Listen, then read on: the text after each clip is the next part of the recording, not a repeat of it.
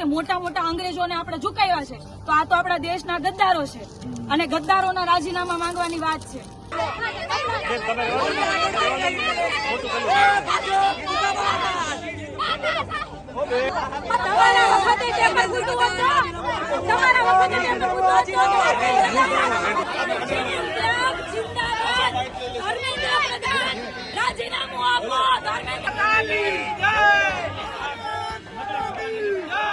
Police જ્યાં લઈ જશે ત્યાં જ ભૂખ હડતાલ કરીશું. અંગ્રેજોને પણ ઝુકાવ્યા છે તો આ તો દેશના ગદ્દારો છે. આ શબ્દો છે આમ આદમી પાર્ટીના નેતા પાયલ સાકરિયાના.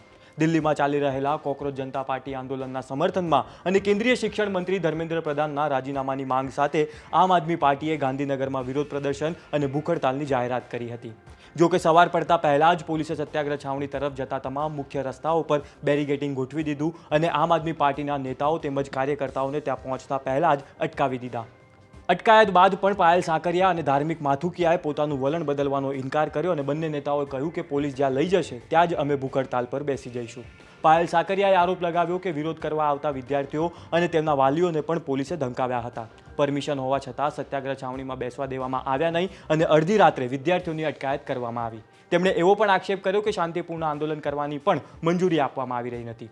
બીજી તરફ ધાર્મિક માથુકિયાએ કહ્યું કે આ લડાઈ દેશના ભવિષ્ય અને વિદ્યાર્થીઓના હક માટે છે અને ઉપવાસ આંદોલન કોઈ પણ સંજોગોમાં બંધ નહીં થાય.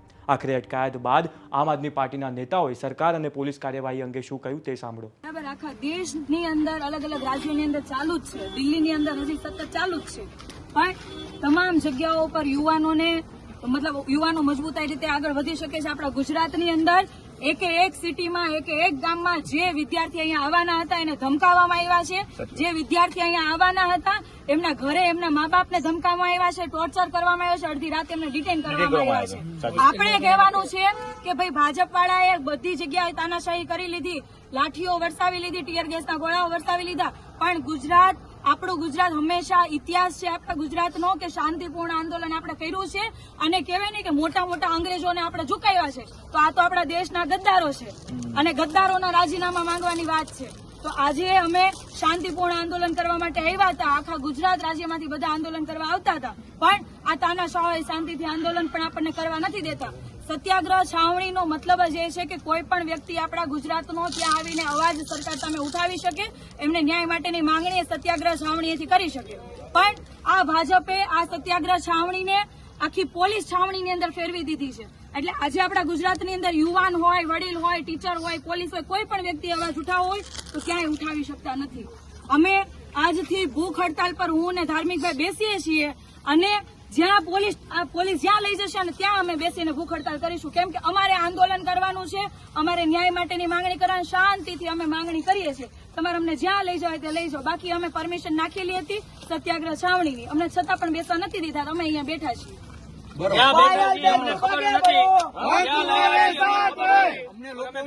અત્યારે ક્યાં લઈ આવ્યા છે કોઈ જાણકારી નથી. આ ગાંધીનું ગુજરાત છે, આ આંદોલનકારી લોકોનું ગુજરાત છે.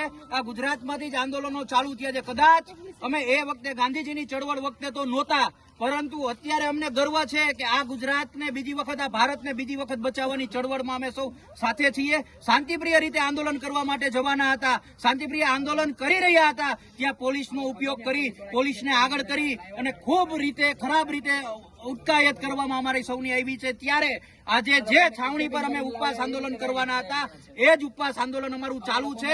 ઉપવાસ આંદોલન બંધ નથી થયું અને આ જ ઉપવાસ આંદોલન અમે પોલીસ સ્ટેશનમાં પણ ચાલુ રાખ્યું છે. હું અને પાયલબેન કન્ટિન્યુ ઉપવાસ આંદોલન પર બેઠા છીએ અને જ્યાં સુધી વિદ્યાર્થીઓનો પ્રશ્ન જે એક જ માંગણી છે કે ધર્મેન્દ્ર પ્રધાન રાજીનામું ન આપે ત્યાં સુધી અમારું ઉપવાસ આંદોલન, ધરણા અમારા ચાલુ છે. કોઈ પણ જાતનું અમે નહીં ખાઈએ. આ લોકોએ આપણને ગાંધીનગર સત્યાગ્રહ